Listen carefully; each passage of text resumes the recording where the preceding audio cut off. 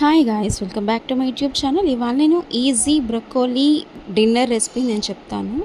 ఇది weight loss కోసం, తర్వాత డైటింగ్ చేసే వాళ్ళ కోసం, తర్వాత బీపీ, షుగర్ అన్ని రకాల పేషెంట్స్కి, అలాగే అన్ని రకాల డైట్స్కి కూడా ఇది బాగా సూట్ అవుతుంది. ఇది నా ఫ్రెండ్ నాకు చెప్పారు.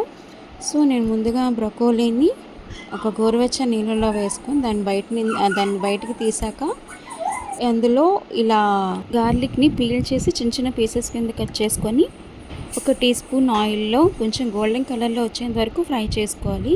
తర్వాత ఈ వెల్లుల్లిపాయలు, ఇందాక మనం హాఫ్ బాయిల్ చేసుకున్న బ్రకోలీ, పెప్పర్, సాల్ట్, కావాలంటే కొద్దిగా మీరు జీలకర్ర పొడి కూడా వేసుకోవచ్చు అని ఇంకొకరు చెప్పారు. సో దాంతోపాటు ఇలా గోధుమ పిండట్లు కూడా వేసుకోవచ్చు.